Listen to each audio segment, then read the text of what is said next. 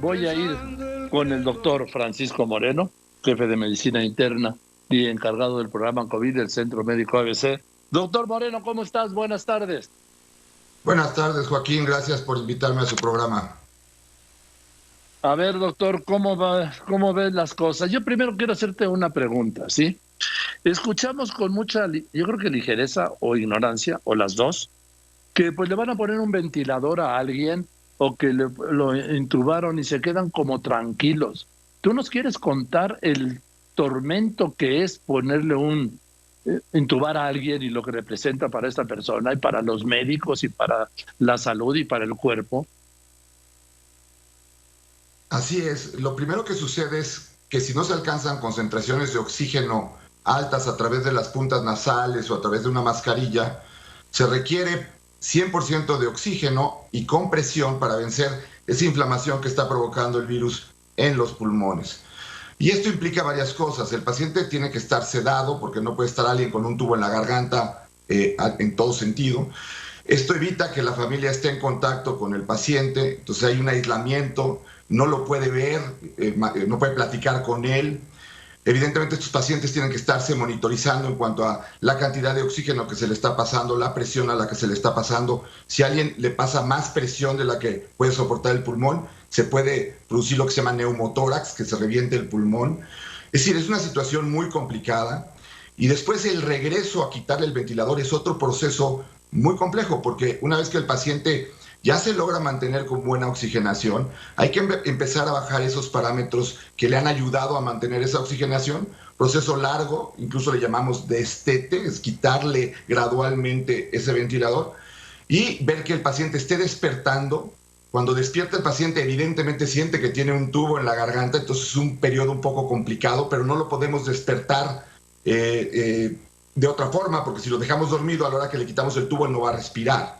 Entonces es un proceso muy complejo. Los pacientes que se intuban duran 3 semanas en el hospital contra los pacientes que no necesitan tubo, que duran habitualmente 7 días en el hospital. El ventilador ha sido lo que ha saturado los hospitales, no camas. Aquí en el Centro Médico ABC, lo que nos llevó a cerrar por un periodo de tiempo el hospital o la admisión de pacientes con COVID fue el que llegamos a un tope en el número de ventiladores y teníamos que tener cierto número para poder rescatar a pacientes que teníamos internados y que pudieran requerir un ventilador. Pero sí, es un proceso muy complejo, muy estresante para todos, la familia, el paciente, los médicos, para todo el mundo. Sí, porque yo escucho que se habla con mucha ligereza de que no hay problema, lo intuban y ya. Y es un riesgo y es un tormento para todos, ¿no? Totalmente de acuerdo. Y además es evidentemente que el paciente llegue a requerir un ventilador aumenta las posibilidades de tener un mal desenlace. Es decir, sabemos que los pacientes que no requieren intubación tienen una posibilidad de sobrevida mucho mayor que aquellos que llegan a requerir el ventilador. Evidentemente es como el último recurso del cual tenemos los médicos para poder lograr una oxigenación adecuada en esta enfermedad tan compleja. Bien, ahora has hablado de los médicos y de los médicos se habla poco y hacen muchísimo, están en la primera línea, los médicos y todo el personal sanitario, ¿sí? ¿Cómo le afecta a un médico este problema que son las horas de trabajo, el alejarse de su familia, la agresión de algunos inconscientes, la discriminación, la presión porque están luchando muchas veces contra la muerte? Y llevamos ya, pues estamos a 14 de julio y esto empezó el último de febrero. ¿Cómo le afecta a un médico, doctor Francisco Moreno, te lo pregunto a ti, todo esto, emocional, personal, física, anímicamente, moralmente? Pues ha sido un desgaste muy fuerte en todos los aspectos, como muy bien lo dice. La relación médico-paciente cambió. Antes era más sencillo que tú le explicaras a la familia lo que estaba pasando con su familiar, entraba, lo veía, sabía que se iba a encontrar con algo. Aquí muchas veces la familia no puede ver al paciente y tiene que confiar ciegamente en lo que tú estás haciendo. Tenemos unas tabletas en donde pueden ver la imagen del paciente, pero al estar intubado, pues no tiene ninguna comunicación con él. Varias familias, nosotros hemos atendido muchos pacientes del sector salud, lo cual ha sido pues muy placentero, una experiencia muy bonita para todos los que trabajamos aquí en el ABC. Y me decía una paciente, me decía la familiar de un paciente, me dice, acérquele y dígale que aquí la espero, que yo lo estoy esperando. Y es un desgaste cuando las cosas no van bien, el estar comentando con la familia que la situación está complicada, que no hay la respuesta que uno quiere. Ha sido un desgaste muy fuerte, llevamos 4 meses con esto y pues sí, todos queremos que ya un día esto termine. ¿Y como me preguntaron una vez, le voy a preguntar, estoy hablando con el doctor Francisco Moreno, jefe de medicina interna y encargado del programa COVID del Centro Hospitalario ABC. Una vez me dijo una señora, doctor Moreno, me dijo, oiga, ¿y usted cómo se cura? Le dije, perdón señora, hasta me detuve y me regresé con ella. ¿Cómo se cura de toda la información que da, de todo lo que dice, de todo lo que cuenta? Y dije, pues es caray, nunca me lo había planteado. Y dice la señora, es que usted se tiene que curar por dentro. Y yo te pregunto, doctor Moreno, los médicos y el personal sanitario, ¿cómo se están curando de todo esto? ¿Les da tiempo siquiera? En el hospital desarrollamos una área de soporte psicológico para todo el personal de salud. También hay que comentar, 11% de los fallecimientos por COVID en el mundo han sido trabajadores de la salud. Hemos tenido compañeros que han estado aquí en el hospital, incluso algunos que han requerido intubación. Evidentemente, pues una forma de curarse es tener un apoyo familiar muy importante. Afortunadamente en mi caso lo tengo, pero es una situación que día a día ha desgastado la actividad, la presión de los casos, y luego también un poco la desilusión que siente uno al salir de aquí del hospital, de estar trabajando y ver que la gente afuera no usa cubrebocas, que no sigue las medidas, que sabes que pueden estar allá adentro en los siguientes 15 días y que sigue sin haber una conciencia, al menos en muchos individuos, en muchos ciudadanos mexicanos, de que no hay una buena conciencia de cuidarse, de usar el cubrebocas. Es muy frustrante. A veces quisiera uno pararse y decirles, oigan, vengan, vean lo que está pasando, usen un cubrebocas. Sí, y por ejemplo, yo creo que un caso que es representativo, bueno, dos, primero el de Boris Johnson, el primer ministro Johnson, el primer ministro británico, pero el de Bolsonaro también. Un par de populistas que incluso ni creían en el COVID, hasta que cayeron víctimas del COVID. Así es, esta enfermedad no respeta ni a la posición social, ni si es alguien político, si es alguien...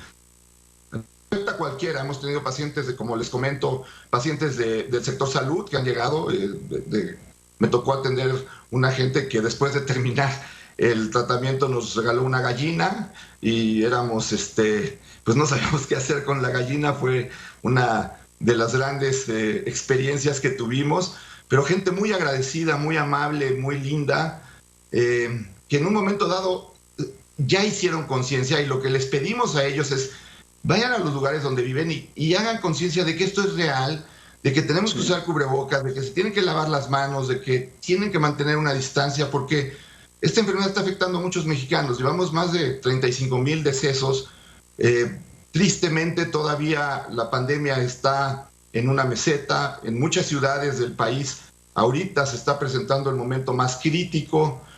Entonces, me gustaría que la gente, a través de personas como usted, entienda que esto es real y que usando un cubrebocas podemos ayudar a muchos. Ahora, pero claro, pero cuando uno escucha, mucha gente escucha el discurso oficial de que esta ya se domó, de que ya se pasó el pico, de que ha disminuido la intensidad de contagios, pues la gente también se suelta. Efectivamente, sí, el mensaje no ha estado claro, pero creo que la responsabilidad sigue siendo de cada uno de nosotros. Y estoy de acuerdo. También esto de educar a la gente y de hacerles ver que sí funciona, que es una enfermedad que se transmite a través de gotitas de sección respiratoria de la nariz y de la boca, y que si yo me pongo un cubrebocas no es para únicamente protegerme a mí, sino para evitar que yo disperse el virus. Este virus se contagia en gente que es asintomática, en gente que va a tener la enfermedad, pero 2 o 3 días antes, es decir, presintomática, durante los síntomas, y a veces 2 o 3 días después de que se quitó un cuadro bastante ligero, la persona puede seguir eliminando el virus. Entonces, usar un cubrebocas es una medida de solidaridad con la población. Es una medida no solamente pero parecería que fuera de vulnerabilidad. La realidad es que es solidaridad con el resto de nuestros conciudadanos. Viene ya, el otro día me dijo el doctor López-Gatell que ya viene la temporada esta de la influenza a partir de octubre y que se va a empatar con la pandemia y que esto nos podría llevar hasta abril. ¿Usted qué opina? Yo tengo mucha esperanza en los descubrimientos de inmunidad celular que se han encontrado en Suecia. Ellos documentaron que pacientes que habían cursado asintomáticos, tenían un tipo de inmunidad en un linfocito, que es un glóbulo blanco, es un soldado especial que tiene nuestro cuerpo de defensa, que es capaz de atacar y mantener una inmunidad prolongada. Si esto es real y si esto que descubrieron en el Instituto Karolinska de Suecia lo pueden reproducir otros institutos, estamos hablando de que la inmunidad que podría producir el COVID podría durar mucho tiempo. Si eso es así, yo creo que en los próximos meses vamos a tener un descenso de los casos de COVID. Ojalá y no coincida con la influenza, porque son enfermedades que tienen una forma de presentación muy similar, que tienen también el problema de coinfectar y disminuir el sistema inmune de las personas. La gran ventaja que tenemos con la influenza, y aprovecho para decirlos, es que tenemos la vacuna y tenemos que vacunarnos. Y esta época, este año en particular, va a ser fundamental que nos vacunemos. México hizo mucha conciencia después del 2009 y es de los países que tienen el mayor índice de vacunación para influenza, pero este año va a ser fundamental. Yo espero, por lo que se ve en Nueva York, por lo que se ve en Italia, en donde después de un pico muy grande de contagios ha habido un descenso y no hay una real segunda ola. En España sí, pero solo en el noroeste, en la parte de Galicia, que fue una parte que no se afectó mucho en el primer brote. Mi esperanza es que lo bueno que puede traer el que haber tenido tantos contagios en nuestro país es que se puede generar una inmunidad grande que pudiera ayudarnos para que en un futuro no muy lejano disminuyan los casos de COVID. Sé que también hay un poquito de un pensamiento optimista, pero creo que tenemos que pensar algunas veces en optimismo ante todo esto que ha sido bastante pesimista y bastante desgastante, como bien lo decía. Doctor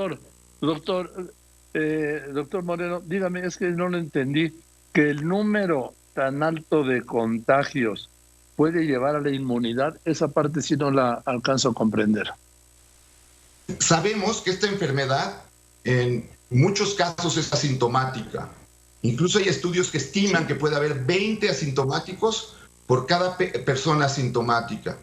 Entonces, si resulta que realmente esta enfermedad se presenta en muchos individuos en forma asintomática, los niveles de inmunidad que con anticuerpos no parecían alcanzarse, porque en Nueva York se hicieron estudios de anticuerpos después del primer brote grande y hablaban de un 30% de inmunidad. Si existe esta inmunidad celular, este número es 2 o 2.5 veces más. Entonces no estaríamos hablando de 30, estaríamos hablando de 60, casi 70% de inmunidad. Cuando en una población hay muchas personas inmunes, la transmisión del virus disminuye automáticamente. Entonces mi esperanza es que al haber habido muchos contagios, el número de infectados reales no lo conocemos en México y no lo conoce en ningún país, esto es real. Pero al haber tantos asintomáticos, pudiéramos estar hablando de que el nivel de inmunidad que se alcanza puede ser alto, y Suecia fue un país que adaptó a esto, y ellos mismos están documentando este estudio de inmunidad celular que desafortunadamente en este momento no tenemos cómo medirla. Pero si llegamos a una inmunidad de 70%, la transmisión del virus disminuye automáticamente y el número de casos cae. Esa es mi esperanza. Eso es algo que muchos que vemos esto pensamos que pudiera ocurrir. Como todo en el COVID ha sido esperar y ver, y como mucho en el COVID ha sido una vez que ya encontraste todas las respuestas, te cambian todas las preguntas, pero esa es una esperanza. El estudio sueco ha sido algo que realmente nos ha dado optimismo, que nos permite ver un poquito de luz al final del túnel. Ojalá que así sea, doctor Moreno. Una pregunta más, doctor. ¿Sí está confirmado que los que fueron infectados de COVID y se recuperaron ya no son agentes no contagian, pues? Así es, y esa es parte de la inmunidad. Y hay un estudio hermoso que sacaron, necesitaron utilizar animales para reproducir el estudio, pero utilizaron macacos, un mono tipo macacos rhesus que se llama, se infectaron por COVID y después de un tiempo de que ya habían sido curados, los volvieron a tratar de infectar y no lo lograron. Entonces, esta enfermedad parece generar una inmunidad que nos permitirá un tiempo estar protegidos contra una nueva infección. Si es en base a inmunidad celular, como lo que documentaron los suecos, la inmunidad celular es mucho más duradera que la inmunidad mediada por anticuerpos. Entonces estaríamos ante el mejor escenario que nos había dado el COVID desde que empezó la pandemia. El que podamos estar inmunes después de haber padecido una infección por largo tiempo, probablemente hasta que haya vacunas, porque también las vacunas están acelerando su proceso. Hay 3 vacunas que ya están en fase 3, entonces también eso nos puede ayudar a que si logramos una inmunidad, junto con una vacuna próxima, logremos superar esta pandemia como se han superado otras en la historia de la humanidad. Bien, doctor, pues le aprecio mucho, me deja mucho más tranquilo y le aprecio la claridad y sobre todo el tiempo que dedica a todas las personas que nos escuchan, y le mando un abrazo y lo felicito a usted y a todo ese cuerpo médico, todo cuerpo sanitario, quiero generalizar, que se han jugado la vida pues por gente que luego que ni conocen. Gracias, doctor. Muchas gracias, Joaquín, y estamos para servirle. Muchas gracias, el doctor Francisco Moreno, jefe de Medicina Interna y encargado del programa COVID del Centro Médico ABC.